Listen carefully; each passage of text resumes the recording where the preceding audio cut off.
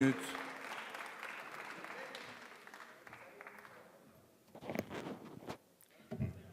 Merci, Monsieur le Président. Monsieur le Premier ministre, Mesdames, Messieurs les ministres, mes chers collègues, comme partout ailleurs en France, les habitants de La Réunion en ont assez. Assez de voir leur pouvoir d'achat fondre, assez de subir les effets de la vie chère, assez de voir leurs jeunes au chômage. À cette colère s'ajoute la situation particulière des Outre-mer. Certains, même dans cette Assemblée, considèrent que ces territoires bénéficient d'avantages indus perfusés par une métropole bien trop généreuse. La réalité est bien différente de cette caricature. Et il semble donc encore nécessaire de rappeler que certains de nos concitoyens ultramarins vivent dans des conditions héritées d'une histoire et d'une géographie différentes qui affoleraient n'importe qui dans l'Hexagone. En outre, lors des débats budgétaires, le pouvoir d'achat des ultramarins a souffert. Diminution des abattements fiscaux, fin du CICE, réduction des emplois aidés et bien d'autres mesures encore. La majorité, plus comptable que stratège, semble considérer les Outre-mer comme une charge qui permet néanmoins à la France de disposer du deuxième espace maritime du monde, de nickel, d'or, d'une capacité de projection militaire unique au monde, d'une biodiversité exceptionnelle et d'une base aérospatiale, sans même parler de la richesse des apports culturels venant des 5 continents. Comme partout ailleurs en France, les habitants des Outre-mer en ont assez. Assez d'être méprisés, assez d'être mis de côté, assez de voir que la solidarité entre les territoires soit devenue une formule vide.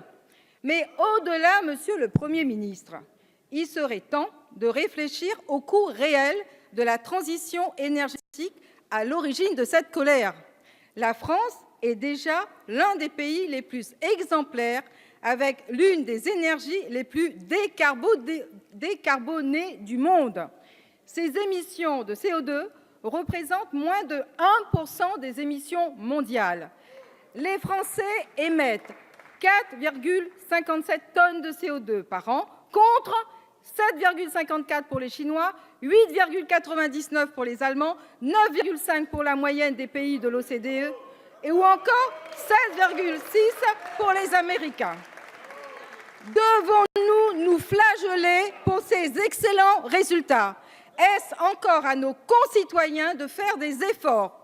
Doivent-ils encore payer pour les excès des industries américaines et chinoises, celles-là même qui contrôlent le secteur du renouvelable et des métaux rares nécessaires à leur fabrication?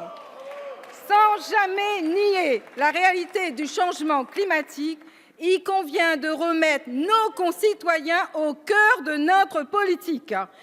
L'écologie, ce n'est pas uniquement le changement climatique, c'est aussi des sujets qui touchent directement les Français, de la pollution des sols et de l'air à la gestion des déchets et leur recyclage, en passant par la protection de la biodiversité.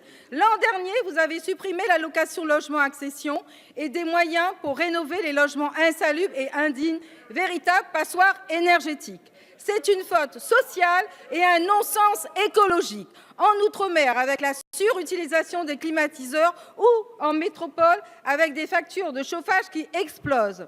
Plutôt que d'investir 80 milliards d'euros en 20 ans dans les éoliennes allemandes et les panneaux photovoltaïques chinois, sans bénéfice climatique manifeste, nous aurions pu contribuer à la rénovation thermique des bâtiments bien plus efficiente et permettant de stimuler l'emploi au niveau local. Enfin, si le tout renouvelable est vraiment l'objectif du gouvernement, le renforcement de la filière industrielle et de recherche française dans ce domaine devrait être la priorité plutôt que de subventionner les industries des pays les plus polluants. Les territoires ultramarins sont tout à fait adaptés au développement de cette filière française, de la géothermie à l'hydroélectricité. Ces territoires présentent d'ores et déjà un potentiel exceptionnel en matière d'énergie renouvelable en raison de leur situation géographique, de leur climat et même de leurs caractéristiques volcaniques. faut conclure. Premiers concernés par les cyclones, la montée des eaux, l'acidité des océans, les ultramarins sont particulièrement conscients des enjeux du changement climatique. C'est à ce titre que nous demandons une véritable réflexion sur la transition écologique. Plutôt que des annonces et Merci, des chers effets... collègues. La parole